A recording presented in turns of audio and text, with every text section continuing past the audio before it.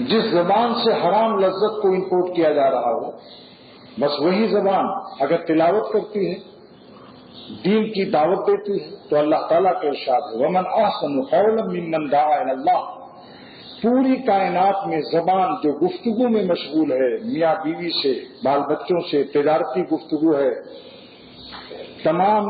دنیا کی گفتگو سے افضل کلام اور افضل گفتگو اللہ تعالیٰ فرماتے ہیں کہ جو شخص اللہ کی طرف بلا رہا ہے اس وقت اس کی زبان کی قیمت تمام دنیا والوں کے کلام سے افضل ہے۔ وَمَنْ أَحْسَنُ قَوْلًا،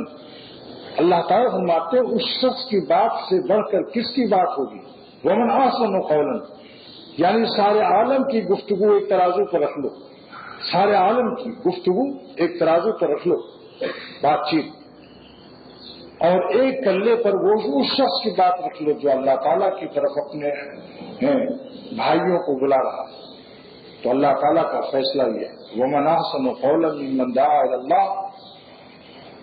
دنیا میں سارے اقوال، ساری باتوں سے بڑھ کر اس شخص کی بات ہے جو اللہ کی طرف اپنے بھائیوں کو، اللہ کے بندوں کو دعوت دے رہا ہے۔ وَمَنْ أَحْسَنُ قَوْلًا مِّمَّنْ دَعَا إِلَى اللَّهِ، تو اس لیے دعوت اللہ کی بات کا شرف ہر ایک کو نہیں ملتا۔ اللہ تعالیٰ اپنے دین کی خدمت، اپنی محبت کے نشر و اشاعت کے لیے ہر ایک زبان کو یہ شرف نہیں عطا کرتا، ہر سینے میں اللہ تعالیٰ اپنی محبت کا درد نہیں عطا کرتا۔ دین کی خدمت کے لیے میرے شیخ مرشد شاہ عبد الغنی صاحب رحمۃ اللہ علیہ فرماتے تھے کہ اللہ اپنے سرکاری کام کے لیے اور دین کے کاموں کے لیے ہزاروں میں سے کسی ایک کو انتخاب کرتا ہے،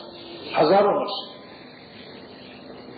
برائے سر انجام کار ثواب۔ یہ اشعار میں نے سوائے اپنے مرشد کے کسی کتاب میں نہیں دیکھا۔ بعض علوم صحبت سے ملتے ہیں، کتابوں سے نہیں ملتے، نہ کتابوں سے، نہ وعظوں سے، نہ درس سے پیدا، دین ہوتا ہے بزرگوں کی نظر سے پیدا۔ اگر آج یہ اختر جو آپ سے خطاب کر رہا ہے شاہ عبد الغنی صاحب رحمۃ اللہ علیہ کی آنکھوں کو نہ دیکھتا، ان کے عشق و محبت اور راتوں کو اللہ کی یاد میں رونا، ان کی تہجد کے سجدے اور نمازوں کو نہ دیکھتا، تو جانتا بھی نہیں کہ محبت اللہ کی کیا ہوتی ہے۔